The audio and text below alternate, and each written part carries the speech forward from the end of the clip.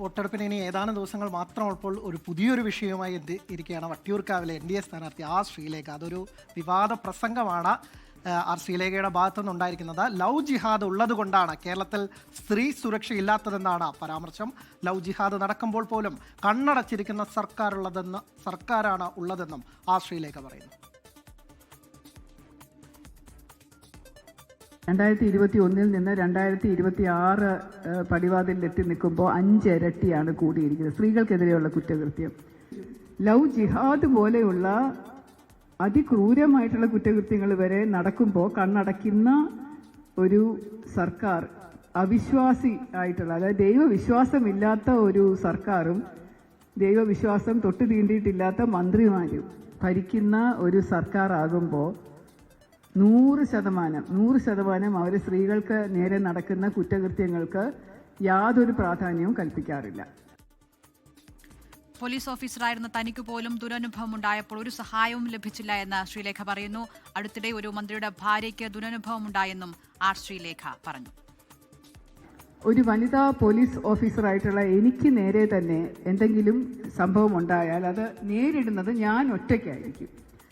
എൻ്റെ കൂടെ നിൽക്കാനോ എന്നെ ഒരു സപ്പോർട്ട് ചെയ്യാനോ എൻ്റെ DGP പോലും അന്ന് വരില്ല. ഇതിനെക്കുറിച്ച് പരാതി പറയാഞ്ഞിട്ടല്ല, പക്ഷെ പറഞ്ഞു കഴിഞ്ഞാൽ ഒരു സപ്പോർട്ട് സിസ്റ്റം കിട്ടില്ല. നമ്മൾ കണ്ടതാണല്ലോ, ഒരു മന്ത്രിയുടെ ഭാര്യ ഇതുപോലെയുള്ള ഒരു പ്രയാസം വന്നപ്പോൾ മുറിക്കകത്ത് അടച്ചിട്ട് അവർക്ക് പുറത്തിറങ്ങാൻ പറ്റാത്ത ഒരവസ്ഥ വന്നപ്പോൾ 112 എന്ന് പറയുന്ന ഹെൽപ്പ് ലൈൻ നമ്പറിൽ വിളിച്ചിട്ട് പോലീസ് സഹായിക്കാത്തത് എന്തുകൊണ്ടാണ്? എതിർ നിൽക്കുന്നത് ഒരു മന്ത്രിയായതുകൊണ്ട്.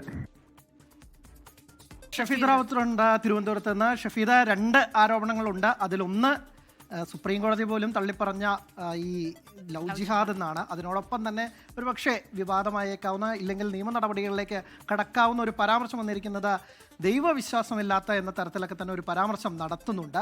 എന്തായാലും ഒരു വിവാദം, ഈ പ്രസംഗം വിവാദമായി കഴിഞ്ഞു. എന്താണ് ഇതിനെതിരെ LDFന്റെ ഭാഗത്തു നിന്ന് എന്തെങ്കിലും തരത്തിലുള്ള പരാതികൾ പോയിട്ടുണ്ടോ, അല്ലെങ്കിൽ പ്രതികരണങ്ങൾ ഉണ്ടായിട്ടുണ്ടോ? അതിലിന്ന് വട്ടിയൂർക്കാവിലെ തെരഞ്ഞെടുപ്പ് പ്രചരണ ഒരു പരിപാടിക്കിടെ സംസാരിക്കവെയാണ് ശ്രീലേഖ വീണ്ടും ഈ വിവാദ പരാമർശവുമായി രംഗത്തെത്തി. ലവ് ജിഹാദ് അടക്കമുള്ള കാര്യങ്ങളിൽ പരാമർശിച്ചിട്ടുണ്ട്. കൃത്യമായി അവർ പറയുന്നത് കേരളത്തിൽ ലവ് ജിഹാദ് നടക്കുമ്പോൾ പോലും കണ്ണടച്ചിരിക്കുന്ന സർക്കാരാണുള്ളത്. അതുകൊണ്ടാണ് കേരളത്തിൽ സ്ത്രീ സുരക്ഷയില്ലാത്തത്. ഒരു പോലീസ് ഓഫീസറായ തനിക്ക് പോലും ദുരനുഭവം ഉണ്ടായപ്പോൾ ഒരു സഹായവും ലഭിച്ചില്ല. DGP പോലും കൂടെ നിന്നില്ല. കാരണം രാഷ്ട്രീയ അനുമതി ഉണ്ടെങ്കിലേ DGPക്ക് തന്റെ കൂടെ നിൽക്കാനാവൂ എന്നൊക്കെയുള്ള കാര്യങ്ങളാണ് ശ്രീലേഖ ആ പ്രസംഗത്തിൽ പറയുന്നത്. കൂടാതെ ഈ കഴിഞ്ഞിടയ്ക്ക് വിവാദമായിട്ടുള്ള മറ്റൊരു സംഭവത്തിൽ കൂടി അവരൊരു വിവാദ പ്രതികരണം ഇതുമായി ബന്ധപ്പെട്ട് നടത്തിയിട്ടുണ്ട്. അടുത്തിടെ ഒരു മന്ത്രിയുടെ ഭാര്യയ്ക്ക് അനുഭവം ഉണ്ടായി. സ്വന്തം വീട്ടിൽ പൂട്ടിയിട്ടു. പോലീസിന്റെ പരാതി സെല്ലിൽ നേരിട്ട് വിളിച്ചിട്ട് പോലും സർക്കാർ എന്ത് നടപടിയെടുത്തുവെന്നും ഇതാണ് കേരളത്തിന്റെ അവസ്ഥ എന്നൊക്കെയുള്ള കാര്യങ്ങളാണ് ശ്രീലേഖ പ്രസംഗത്തിൽ പറഞ്ഞത്. സ്വാഭാവികമായും ഈ ലവ് ജിഹാദ് പരാമർശം അത് വരും ദിവസങ്ങളിൽ ചർച്ചയാകുമെന്നുള്ള കാര്യത്തിൽ തർക്കമില്ല. കാരണം അത്തരത്തിലുള്ള വർഗീയ കാര്യങ്ങൾ ഇതിനോടകം തന്നെ പ്രത്യക്ഷമായി ചർച്ച ചെയ്യേണ്ട നിലപാട് അത് BJP ഇപ്പോൾ എടുത്തിട്ടുണ്ട്. കാരണം അത് ഏതെങ്കിലും തരത്തിൽ വോട്ടിന് തിരിച്ചടിയാകുമെന്നൊക്കെയുള്ള ഒരു ആശങ്ക അവരെ സംബന്ധിച്ചിട്ടുണ്ട്. ആ സാഹചര്യത്തിലാണ് വളരെ പ്രധാനപ്പെട്ട ഒരു സ്റ്റാർ ക്ലാസ് മണ്ഡലത്തിൽ BJPയുടെ വളരെ പ്രധാനപ്പെട്ട ഒരു നേതാവ് തന്നെ ഈ രീതിയിൽ ഒരു പരാമർശം ഇതുമായി ബന്ധപ്പെട്ട് നടത്തിയിട്ടുള്ളത്. അതേസമയം സർക്കാരിനെതിരെയുള്ള വിമർശനവും അക്കാര്യത്തിലുള്ളത്. അതിനെയൊക്കെ CPM എങ്ങനെ കാണും എന്നുള്ളത് വരും മണിക്കൂറിൽ നമുക്ക് കണ്ടറിയാം. അനിൽ.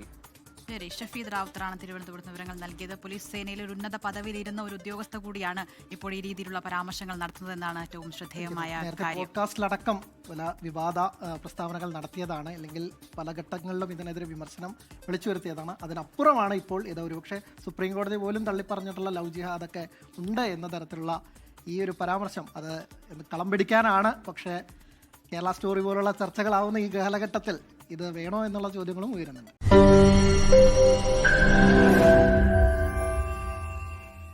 ലോകത്തെവിടെയായാലും ഏത് സമയത്തും 24 വാർത്തകളും ഓഗ്മെന്റഡ് റിയാലിറ്റി പാക്കേജുകളും എക്സ്പ്ലെയിനറുകളും വിശദമായി കാണാൻ ഞങ്ങളുടെ YouTube ചാനൽ നിങ്ങൾക്ക് സബ്സ്ക്രൈബ് ചെയ്യാം.